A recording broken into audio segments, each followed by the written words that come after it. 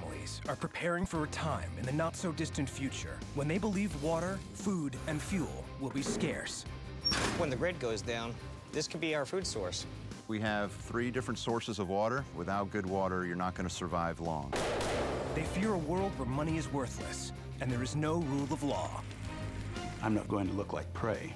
Each expects an impending disaster that will destroy the world as we know it, and have gone to extreme lengths so that when the end of days arrive, they will be prepared to survive. I want my kids to do all the fun things that kids should do, but I also want them to learn practical skills. Prepping has eliminated some hobbies. I don't golf, I don't bowl. I probably have about $6,000 or $7,000 in food. Our experts will assess their extensive preparations and decide if they are truly ready for the ultimate life or death test, or if they are just flirting with disaster. Cheers to the end of the world.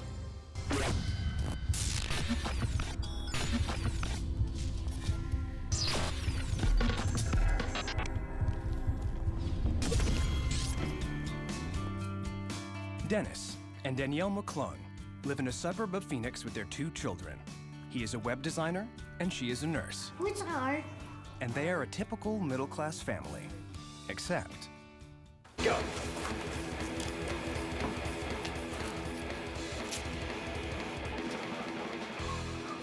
I'm preparing for a coronal mass ejection in 2012. Prepping, it guides everything we do. Prepping has definitely changed our life. You could say I'm obsessed with studying and preparing for the end of the world.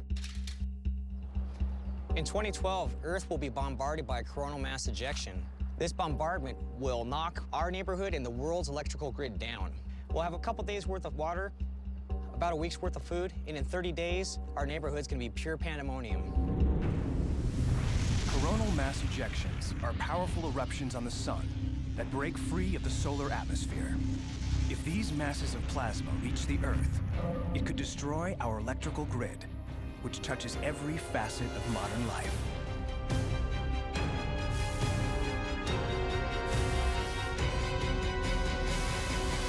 We consider ourselves suburban preppers. We happen to live in a desert city, so we have a lot of challenges that most folks don't have as preppers. The doomsday scenario for 2012 for me would be that it got so chaotic outside that we would have to leave our home and not be able to take care of our family. Let's say our family's sitting here in our home some night in 2012 and the coronal mass ejection hits. The first thing that we'll notice is all the lights go off. That's really the least of our worries because we only have a couple days worth of water. And after that, the next thing to run out would be food. And then probably about 7 days after the coronal mass ejection hits, we have no more modern health care. After that, things get real hairy. We could potentially have 140 nuclear meltdowns in America. In 2009, Dennis moved his family from a small apartment to his suburban dream home. A bedroom for each kid, a modern kitchen, and an Arizona necessity, a backyard pool. But not for swimming. Our home, it came with a large, empty, rundown pool. And what we did is we framed it and converted it into a solar-powered aquaponic greenhouse. As a part of our plan to be as self-sufficient as we can by 2012. Cinnamon? Yeah. Oh, sorry. That's okay. All right. We keep our chickens over our pond, and they give us eggs every day. And the chicken waste drops into the pond and feeds the pond plants and the algae, which in return feeds the fish, and we eat the fish every day. And the water from the fish in return provides nutrients for the plants. So basically, we've converted our pool into a self-sufficient urban greenhouse in preparation for a coronal mass ejection in 2012. Originally, our old pool was a 16 by 30 rectangle that was 9.5 feet deep and about 4.5 feet at the shallow end. So it's about 500 square feet. And in this 500 square feet, we're able to grow thousands of tilapia fish. And the amazing thing about the tilapia is they can have 1,200 babies at a time, and they're ready to reproduce 4 to 6 weeks later, so they can grow exponentially. Dad, can we go fishing? Sure, let's go, let's get the pole. I'll race you, come on.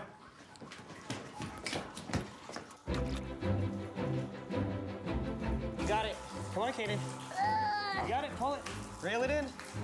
Wow, that's a big one. If the food supply is disrupted in 2012 or 2013, Dennis will have his own self-sustaining food source.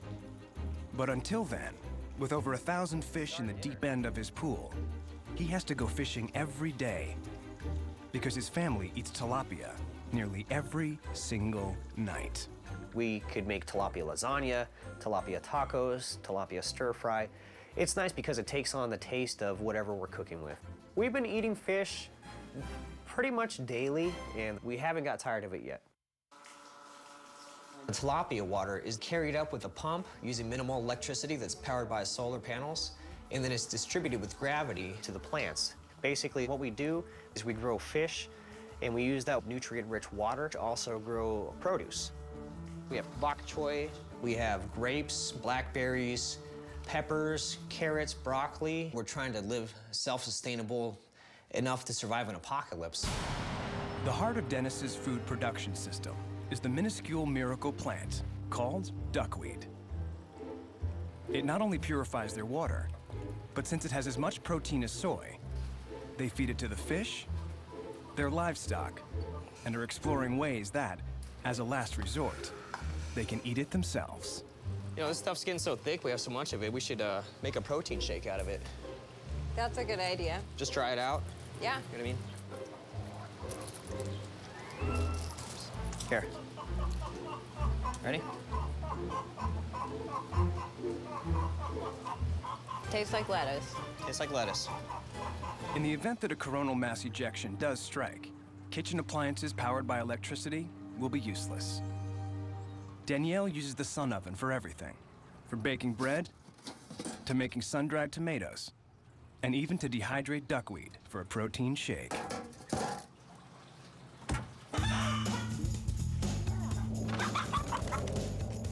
We have 8 hens that we raise in our pool. The city would allow us up to 10 hens, and we only have 8. So we try to stay under the radar as much as possible. Caden takes personal pride in being responsible for the chickens. He feeds and waters the chickens. He also collects the eggs. Usually we get about 5 to 8 eggs a day. 3 brown right now. Good boy.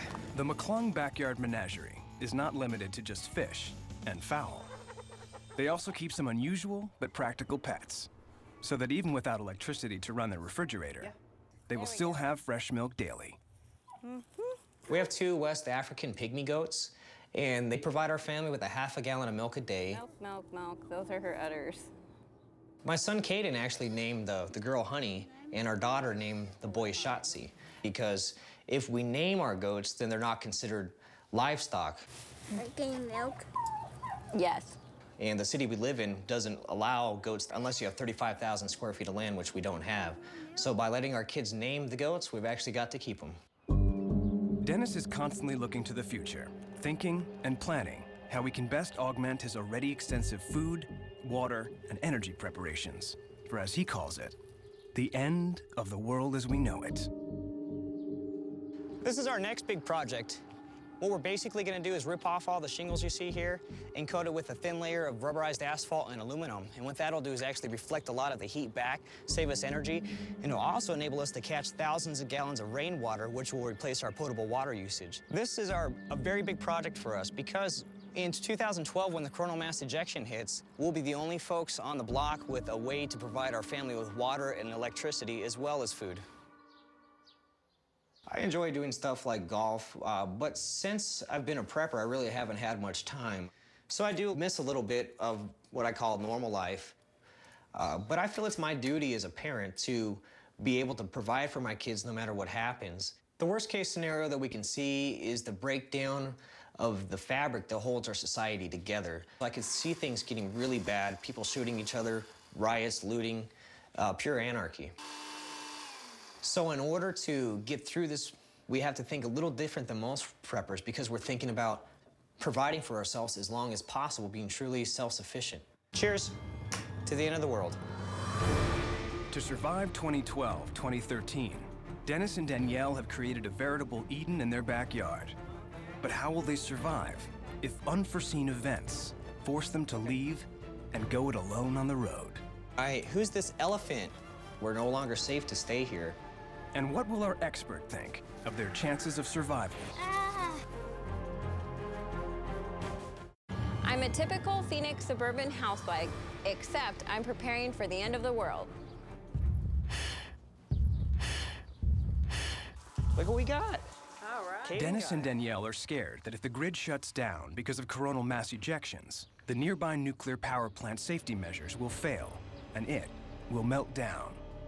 In preparing for the end of the world, as with anything else, practice makes perfect. So they practice, practice, practice. Go.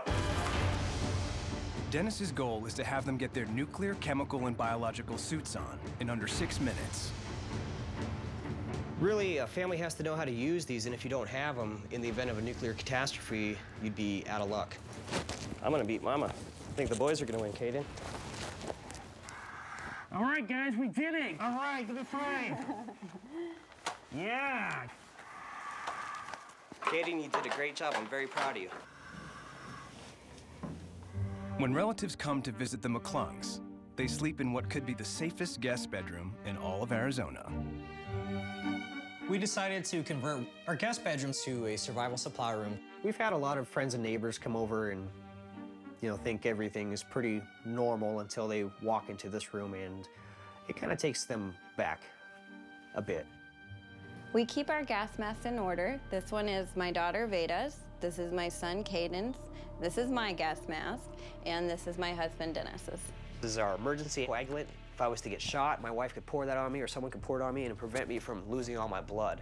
This is a minor surgery kit, so if I need to do any sutures or any minor surgeries, I have that ability. What we have here is a portable toilet. So if we had to go to the bathroom in here, we could bag it up and keep it separate. Believe it or not, poor hygiene could be one of the biggest killers if something was to be wrong with the grid. Some families go camping for a little R&R, but in an emergency, Dennis feels he will have to get his family out of the house and out of Phoenix as quickly and as well prepared as possible. There is no space for hot dogs and marshmallows in Dennis's bug-out bag. A 72-hour kit or a bug-out bag is basically everything you would need for about 3 days. You gotta think about cooking and fuel and navigation, water certainly, hygiene. You're gonna wanna have personal means of protection. The 72-hour kit could be the difference between life and death. To us, preparing is a family affair. What we do is we get our kids used to prepping with us. We'll take them backpacking. We'll actually pack out the bug-out bags. My son has his favorite survival whistle. And we get used to it. That way the kids aren't scared. Gotta get the bottom of her face in first, honey. When disaster strikes, that's when panic strikes. And that's when you don't clearly think. But if you're used to doing something, if it's second nature, then your mind will be a little bit clearer when you need it the most. We're very upfront with our children. Elephant. Elephant. We try to let our children get the skills that we have and pass that along without scaring them or alarming them. You want to carry this one? Yeah. Okay, good girl, come on. Let's go, guys. Some of the other things we do is we pack up our bug-out bags and we head out, and we try to stay in the wilderness for days, just to see if we have what it takes to really survive. We don't think that we're a doom and gloom family. We don't think that we live in fear. What we have done is prepared ourselves for the events in 2012 and 2013. However, we don't let that be an overlying factor in our lives.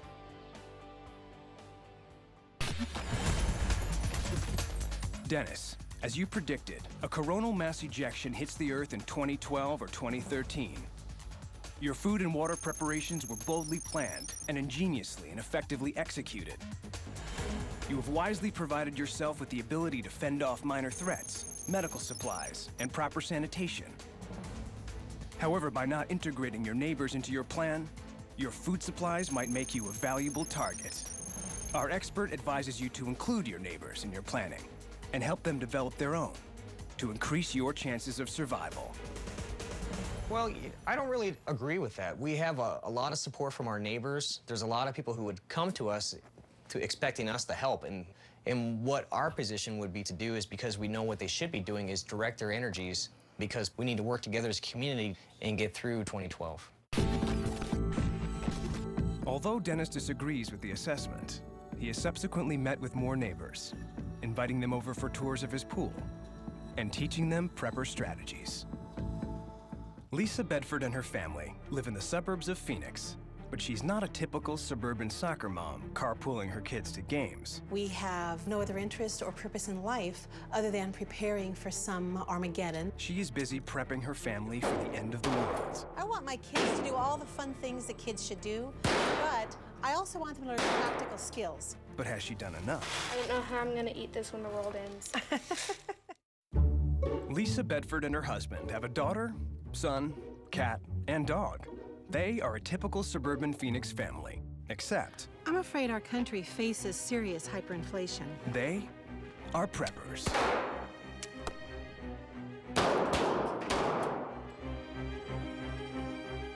I think to a non-prepper, what we do would seem like an obsession.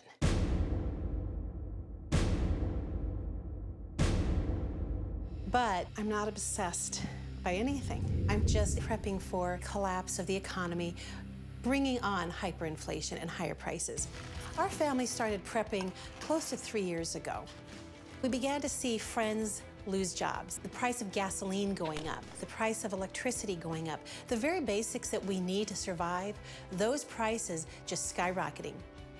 And we realized that there really could be something very significant and very serious coming to end the days of a very prosperous America. So we took that gut feeling and we began to just act on it.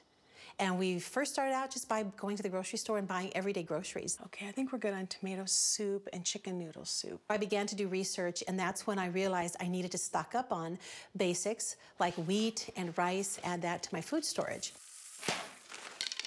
Now, don't overflow it. We've used soda bottles for a long time. FEMA gives their official approval for this kind of plastic for food storage. I don't know how I'm gonna eat this when the world ends. The world's not gonna end. You act like it. No, it's not gonna end. We involve our kids in what we do simply by not having it be anything abnormal or out of the ordinary.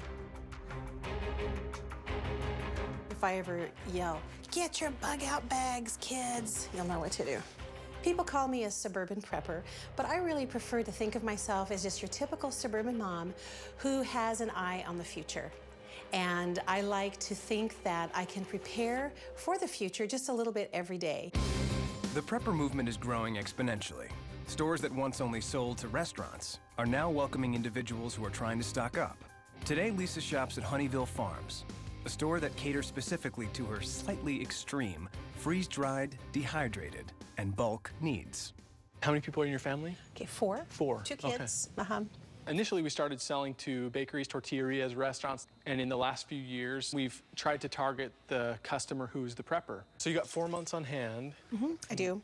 Good. And what's your goal? How long are you wanting to do? But you know what? Probably the big long-term goal would be a year. The people who are looking for bulk items and freeze-dried fruits, vegetables, the freeze-dried meats, things like that, it'll last a long time. We're talking about 10 to 15 years on most of this stuff.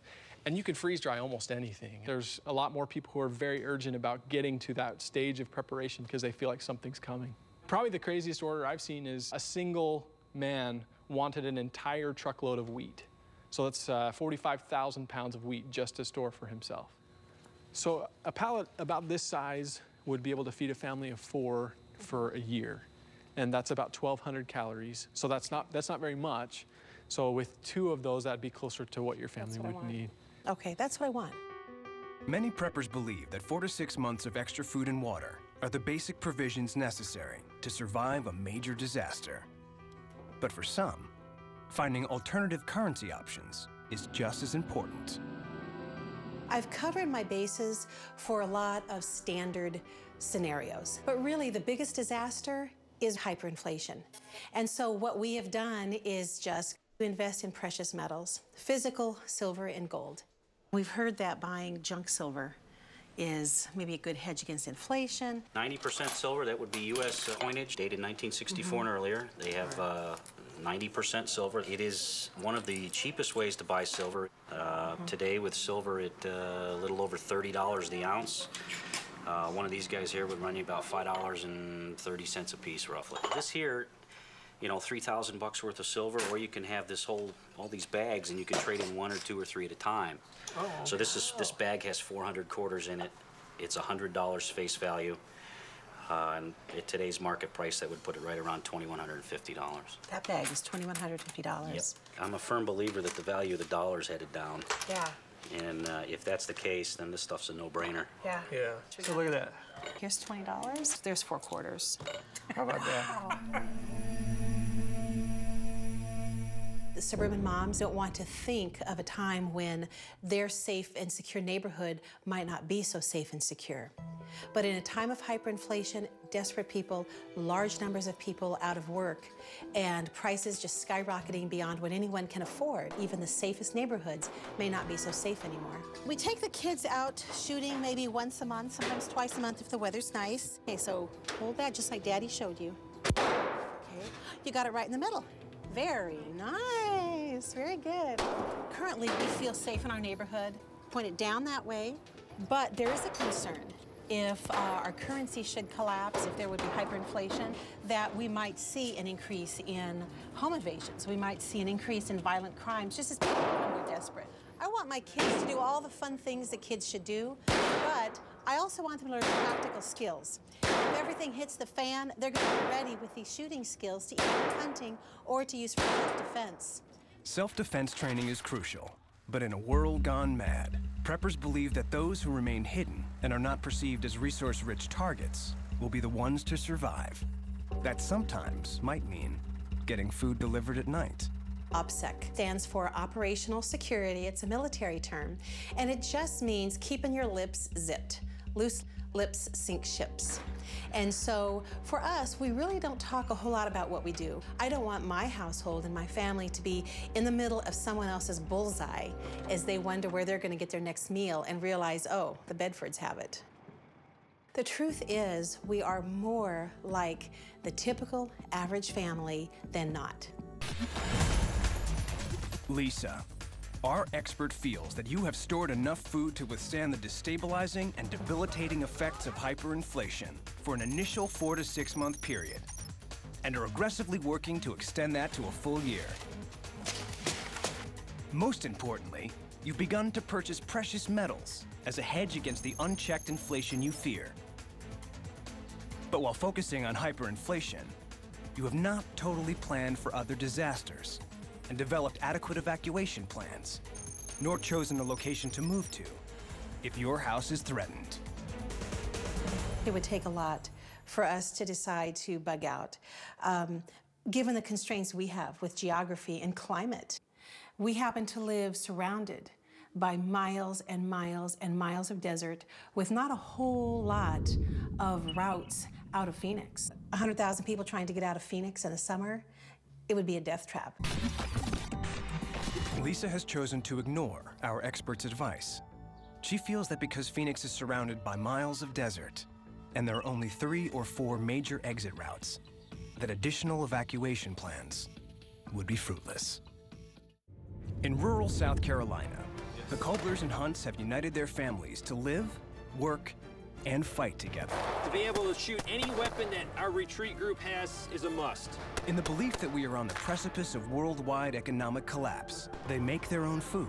It's making good gas right now, so we can start the truck.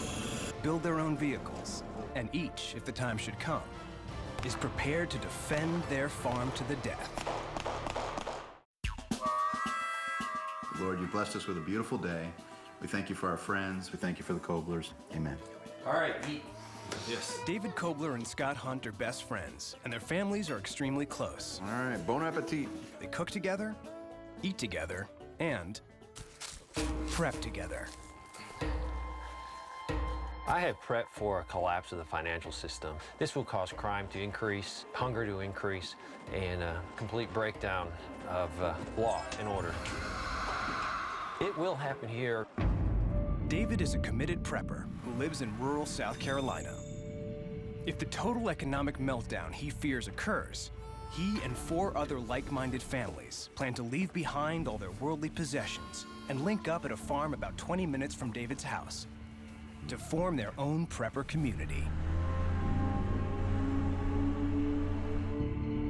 I don't fear anything, I prepare. By preparing, it takes care of the fear problem. Scott, he is an excellent guy. You can give him a pile of junk and he will make something useful out of it. That's why I've decided to team up with him and put my life in his hand, and he has put his life in my hands. Hey, Dave, made it. Hey, Scott. David's expertise is in the tactical, being ex-military, having a lot of skills, a lot of training in that area. All right, your weapon is clear. Go ahead and reholster. Mine is in engineering. Mine is in designing all sorts of gizmos. While in Iraq at the beginning of the invasion, I saw true hunger. I saw people fighting over my scraps, my garbage. David believes American supermarkets could not stay stocked and people could not afford food if the economy collapsed. So he's taken just a few precautionary measures to prepare for this eventuality. I probably have about $6,000 or $7,000 in food. I am probably not an overboard prepper. It has taken me about 2 years to get to this point of having this amount of food. I started just with canned goods that you normally buy at the grocery store, whatever you eat. And it worked out from there to now I'm stocking long-term storage food, dehydrated food. A big thing that you need to make sure you stock is toilet paper. It's used by everyone in the world. We stock a 2-year supply of toilet paper, more toilet paper. Man, that's a good idea. Dave's food supply is over the top, but that's been a good thing because it's motivated me to catch up to him. Our plans for food range from long-term food storage to what I've been working on for several years is growing our own food. We're able to grow everything from wheat to corn to all sorts of vegetables. In anticipation of commodities prices skyrocketing, they raise cows for milk, chickens for eggs, and can slaughter either for their meat. Scott grows 1,200 pounds of wheat a year, and to make up for any shortfall of available flour, he puts his 10-year-old daughter, Sarah, and her much older bicycle to work. Okay. Mommy needs about 4 cups. My daughter is now grinding this wheat on our bicycle wheat grinder I built. It's a lot of work to hand grind. It's a lot easier to pedal it with a bicycle. And so we're grinding this today, and we're gonna make bread from it tomorrow. Of course, preppers don't live on bread alone. So with a fan, a broken refrigerator, plenty of duct tape, and some ingenuity, Scott has built a contraption to make the ultimate survival food. I'm looking forward to this batch. Beef jerky. I take hot water from my wood boiler outside and bring water in here at about 180 degrees into the heat exchanger. The fan blows across that heat exchanger and the hot air travels into an old refrigerator. And so all the hot air blows across, and then we just close it up. We allow a little bit of air to escape, and in 4 hours, we'll be eating jerky. We don't do this out of fear. This is a lifestyle for us. We enjoy having a year's supply of food. It gives my children a sense of security. A human being can only stay alive for a week without water. Scott understands that access to it is crucial for their survival. We have 3 different sources of water and 5 different ways to pump the water up the hill. Without good water, you're not going to survive long. We have hydraulic ram pumps to pump water up on the hill. We have springs. Here's a solar panel that I use to pump water out of a spring, and then a drilled well that I can get drinking water out of that with a hand pump. And so I know that I can get water out of the ground for my family. If our economy totally collapses, oil, gas, and electricity could become prohibitively expensive, or even no longer available. Scott and David are already preparing to make use of a once traditional, but now quite unusual alternative, of which they have a seemingly massive supply. We do just about everything we can off of wood. From cooking, to heating our home, to heating our water. Including driving his truck. And here I have my gasifier. And the gasifier extracts the gases out of wood, and then we take the gases and run them directly into an engine. The gas comes up the right side of the engine, and then I hook it into an existing carburetor, and then the wood gas carburetor mixes air and the wood gas in about a 50-50 ratio. That's pretty much it. It's pretty simple. It's a process that's been around since the World War II. It's making good gas right now, so we can start the truck. All right, we're running on wood. We're good to go. Being able to go for an afternoon joyride is nice, but if their fears materialize, this retooled 1962 Ford pickup has been customized to hook up to their generator so it can power up the entire compound. And this amount of wood, about 3 pounds of wood, works out to be about 1 kilowatt per hour of electricity. And with the wood, I feel I have an indefinite supply in this area. Our goal here is to have enough fuel to run a year, about 4 hours a day, keep the freezers cold, and to run any tools, machines, welders, whatever we need to run.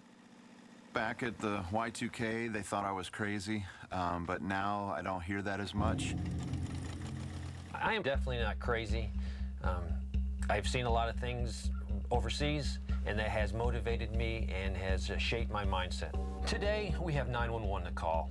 One day, we might not have 911, so it will be your responsibility to take care of your security. In the event of a total economic collapse, Scott and David anticipate that they will come under attack from roving bands of marauders, and that they will have to protect what they have built here. If you have no plan, you will be in serious trouble because there will be no help coming. In rural South Carolina, Scott Hunt and David Kobler are making vast preparations to combat their greatest fear, a possible worldwide economic collapse. They've spent years and invested thousands into building their self-sufficient prepper compound. However, all could be for naught if they're unable to protect it from the attackers who did not have the foresight to prepare. If you don't have food, you're gonna die. If you don't have firearms, someone can take all your food. So to me, you have to balance that between firearms and food. David Kobler owns many guns and thousands of rounds of ammunition.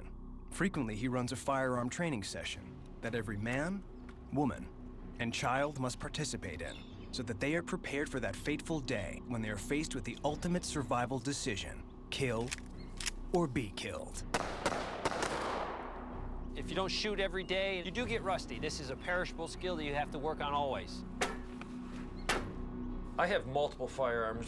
Each firearm is a tool in my toolbox. Excellent, that's it. Perfect. You can go ahead and pull it back like we did to make it easier for you. Feel comfortable. It's going to be a hair trigger now. Relax and do when you're ready. To be able to shoot any weapon that our retreat group has is a must. I've never shot an AR-15 before.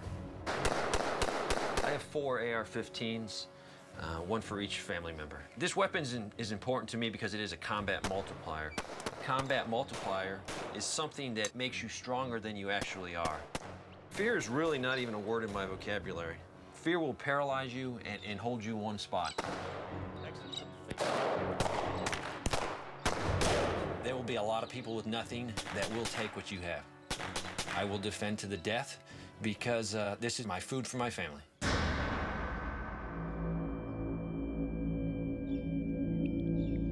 "55 acres is an almost impossible area to defend effectively. To overcome this, David has formulated a plan that creates a smaller perimeter of defense. We've decided to condense it at night and only watch about 5 or 6 acres. Today I'm looking for spots where we can put some more tripwires. These small devices are combat multipliers. They make us feel stronger and look stronger. This is a natural trail through the creek. If someone comes through this area, they're gonna trip the device. So if it is a threat, we can deal with it.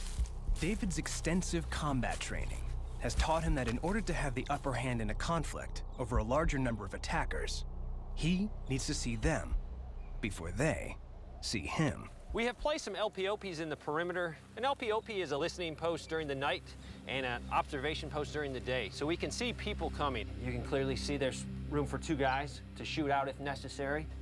This is a field phone connected to our base retreat with a wire. So it's very, very safe. No one can pick up the transmission like using a radio. We're overlooking some vital infrastructure. We're overlooking our solar panels. We're overlooking the water source of the pond. So it's key that we keep these areas under our control and no one can mess or damage our infrastructure. So I have no doubt we could handle 10 marauders, even groups of 20.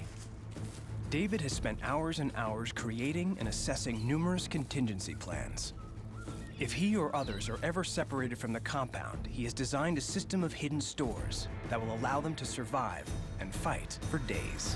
This is a survival cache I put in. I'd appreciate it if you don't get anything but the cache so we will not know where it is.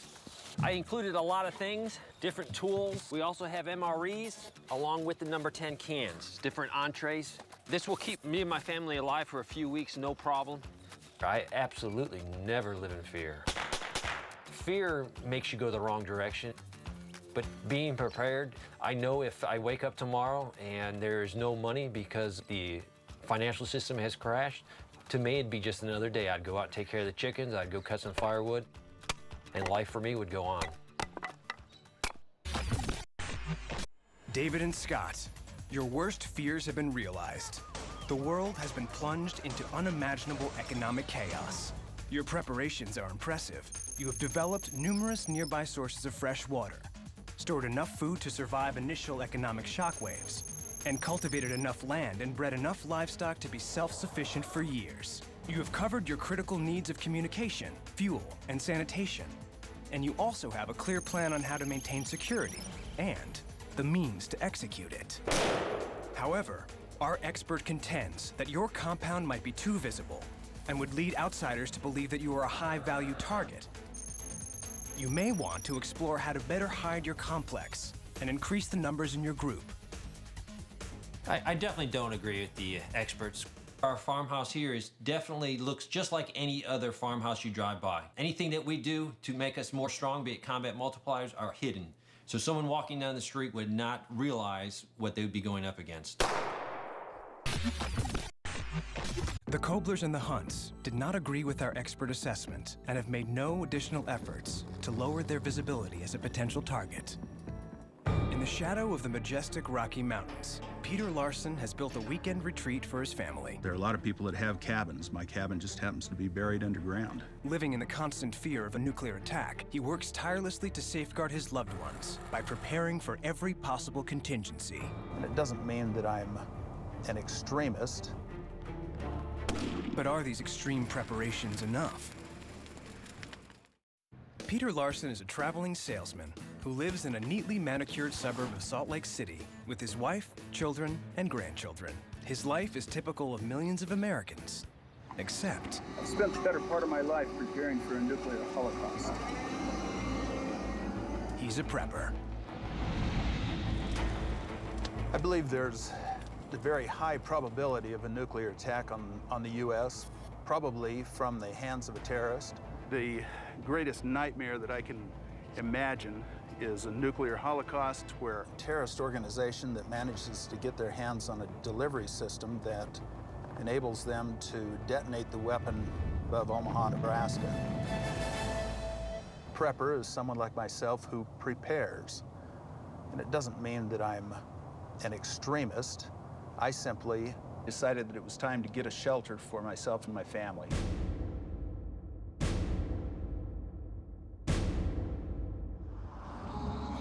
There's always a question of whether or not I'll be able to actually get to my shelter. My shelter's about an hour and 20-minute drive from here. When there's a nuclear attack, the fallout would be going primarily to the east as long as the prevailing winds continue to move in that direction. Subsequently, I have 3 routes. The rule of 3 guides many prepper plans. Peter has 3 modes of transportation, utilizing 3 different routes from his home to his shelter. To practice worst-case scenarios, Peter will often leave his car and walk the last several miles to his bunker. One of the things about prepping is it has eliminated some hobbies. I don't golf, I don't bowl, I don't follow sports. Most of my time is focused on what can I best do to prepare my family for a nuclear holocaust. This is my bug-out bag. I carry it with me everywhere I go. This bag has everything that I'm going to need to get myself back to my shelter. Fire starting equipment. I have a hand chainsaw, water filtration. If we're dealing with a breakdown in the system, there's a hostile environment, it's important that I have good clean water.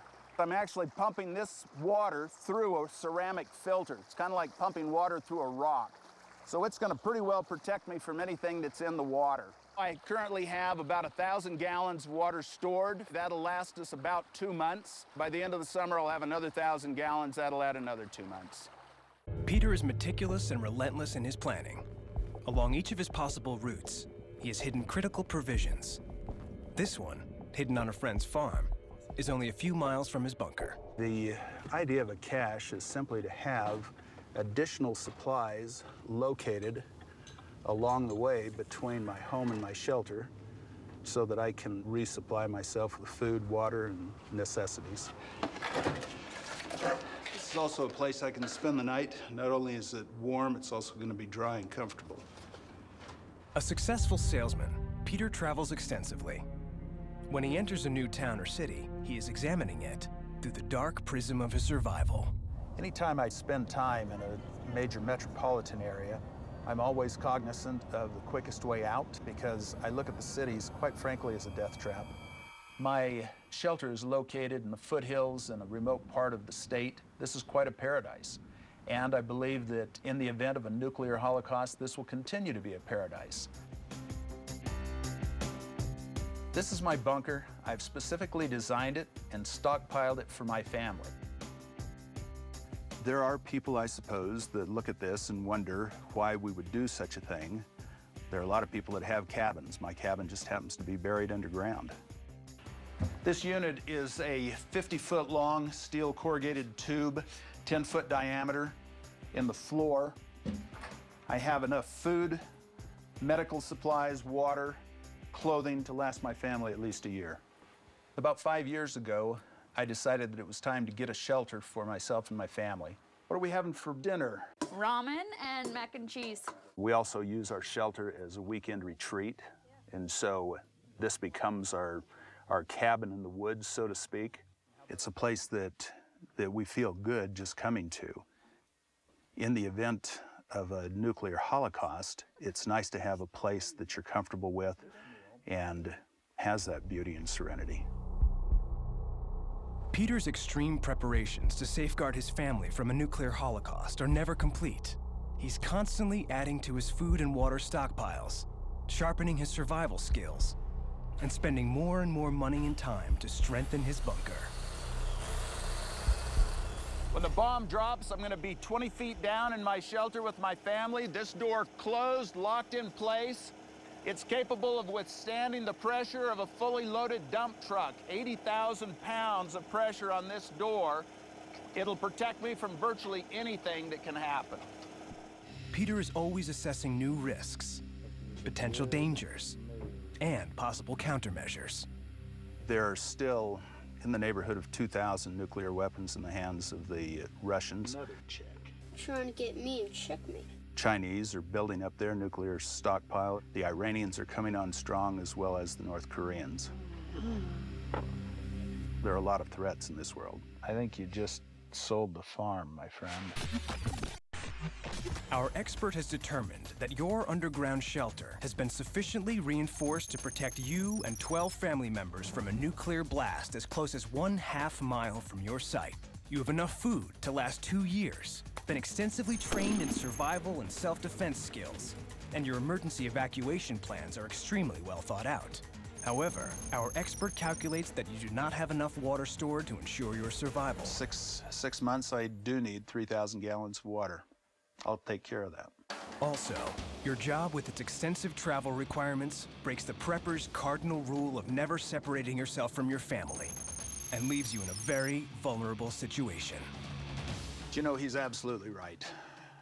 That's something that I've been uncomfortable with, and quite frankly, it's time for me to change jobs. Peter has taken our expert's advice and has begun the process of acquiring and storing additional water. Also, he is now actively looking for a new job that keeps him closer to home. Most scientists, economists, and military leaders feel that in the immediate future, the cataclysmic events described in this show remain highly unlikely. However, currently government officials do recommend a greater level of preparedness and awareness to cope with unanticipated events and disasters.